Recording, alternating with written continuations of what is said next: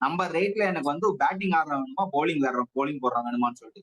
நீங்க ஷர்துல் தாக்கரை வச்சுட்டு, ஷர்துல் தாக்கரோட ஒரு 10 ஓவரே போட முடியாத கான்பிடன்ஸ் இருக்கப்ப, நீங்க நிதிஷ்குமார் ரெட்டிக்கே குடுக்கலான்றத என்னோட தாட். ஏன்னா அவங்க அதை வேஸ்ட் பண்ணிக்கிட்டு, ஷர்துல் தாக்கர் வந்து 2 விக்கெட் எடுத்தாரு. பட் அதுல ஒண்ணு ஓசி விக்கெட். ஹாரி ப்ரூக் வந்து சும்மா பால் எடுக்கவே பண்ணாரு. பட் இந்த 2 விக்கெட் நெக்ஸ்ட் கேம் ஆட வைக்கிறது ரொம்ப ஹார்ஷ். அவர் நல்ல ரமர்ஷீட்ல ப்ரூவ் பண்ணிக்கலாம். பட் இந்த சிச்சுவேஷன்ல அவர் வந்து பேட்டிங்ல ஒரு 30 ரன் அடிச்சிருந்தாருன்னா அவ்வளவு இன்ட்ரெஸ்டிங்கா இருக்கும். சும்மா முதல் மேட்ச் விக்கெட் ஆன மாதிரி 2வது மேட்சும் அதே மாதிரி சுத்தி அவுட் ஆகுது. அப்ப எதுக்கு இருக்கணும்ன்றதான் என்னோட கொஸ்டின். நீங்க உங்களை பேட்டிங்காக எடுத்துக்கன்றப்ப கொஞ்சம் ஸ்டே பண்ணிருக்கலாம். நீங்க உங்களுக்கு ஒண்ணு 50 ரன் அருளா அடிக்கல, ஸ்டே பண்ணிருக்கலாம். ஒரு மேட்ச் ஞாபகம் இருக்கு அவனுக்கு, பும்ராவும் ஷமியும் கொண்டு வந்து ஒரு லோயர் ஆமா கண்டினியூஸ் ஆமா பண்ணிருக்கோம். அந்த மேட்ச் 8 வின் விக்கெட்ஸ். பண்ணிருக்கோம். சோ அந்த மாதிரி ஒரு கான்பிடன்ஸ் லோயர் ஆர்டர் கிடைச்சா மட்டும்தான் உனக்கு அந்த செகண்ட் ஹாஃப்ல ரெஃப்ளெக்ட் ஆகும்.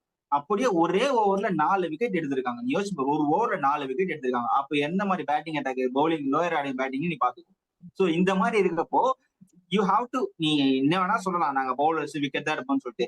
அட் திஸ் ஸ்டேஜ், அதாவது இன்டர்நேஷனல் லெவல்ல நீங்க இருக்கப்போ ஒரு பேட்டை வச்சு உங்களால ஒரு பாட்டா விக்கெட்டை ஹோல்ட் பண்ண முடியல, நீ ஸ்விங் ஆகுது, டெட்லியா பவுன்ஸ் ஆகுதுன்னா நீ சொல்லலாம் பேட்ஸ்மேன்ஸே தகலான்னு சொல்லிட்டு. ஒரு பாட்டா விக்கெட்ல நீ கிரீஸ்ல ஸ்டே பண்ண முடியலன்னா இன்டர்நேஷனல் ஸ்டாண்டர்ட்ஸ்க்கு எப்படி வந்து நீங்க வந்து ஒரு பவுலரா கன்சிடர் பண்றது என்னோட கொஸ்டின்.